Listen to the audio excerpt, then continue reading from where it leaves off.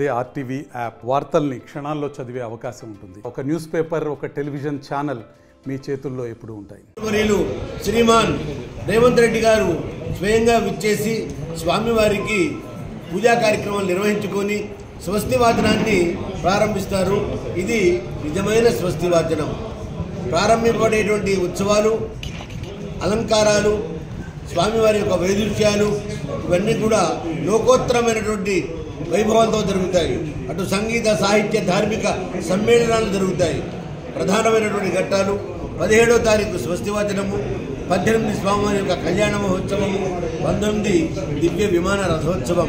ఇవన్నీ కూడా శ్రీ పాంచరాత్ర ఆగమ శాస్త్ర యుక్తముగా భగవద్ రామానుజ సాంప్రదాయ సిద్ధంగా లోకోత్తర వైభవంతో జరుగుతాయి. భక్తులందరికీ ఆస్థానం వారి పక్షాన స్వాగతం, సుస్వాగతం, స్వస్తి.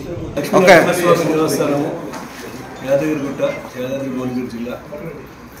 ఈ సంవత్సరము 11/3/2024 నుంచి 21/3/2024 వరకు ఈ దేవస్థానంలో స్వామివారి బ్రహ్మోత్సవాలు జరుగుతాయి.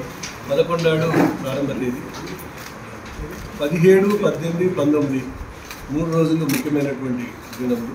ఆ ముఖ్యమైన రోజులలో 17 నాడు స్వామివారి ఎదుర్కోళ్ళు, 18 నాడు స్వామివారి కళ్యాణము, 19 రోజు స్వామివారి దివ్య విమాన రథోత్సవ కార్యక్రమాలు జరుగుతాయి. ఈ కార్యక్రమాలకు దాదాపు 15,000 నుంచి 25,000 దాకా వచ్చేటువంటి భక్తులు వచ్చే అవకాశం ఉంది.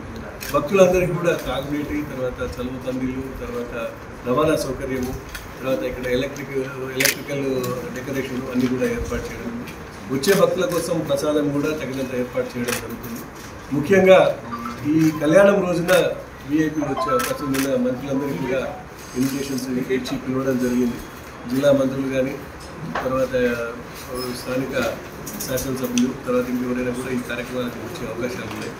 ఇంకోటి ఏంటంటే, ఈ స్వామివారి కళ్యాణోత్సవం సందర్భంగా భక్తులు చేయించేటువంటి కళ్యాణం దానిలో ఒక 600 టికెట్లు ఏర్పాటు చేశాము. ఒక్కొక్క టికెట్ ధర 3,000 రూపాయలు ఉంటుంది. 1,200 మంది కూర్చునేటువంటి అవకాశం ఉంది. అదే డయాస్ మీద విఐపీలకు, వివిఐపీలకు, ప్రెస్ వారికి అందరికీ కూడా జాగ్రత్త ఏర్పాటు చేయడం జరిగింది. ముఖ్యంగా ఏంటంటే, స్వామివారి వచ్చేటువంటి కళ్యాణానికి వచ్చే వాళ్ళు జాగ్రత్తగా వచ్చి స్వామివారి దర్శనం తీసుకోవాలని కోరుకుంటున్నాను. ఇంకోటి ఏంటంటే, ప్రతిరోజు కూడా 17, 18, 19 8 గంటలకు స్వామివారి సేవ దేవాలయం నుంచి స్టార్ట్ అవుతుంది. 8:40 వరకు ఇక్కడికి వస్తుంది. 8:45 నుంచి కళ్యాణ క్రతువు స్టార్ట్ అవుతుంది.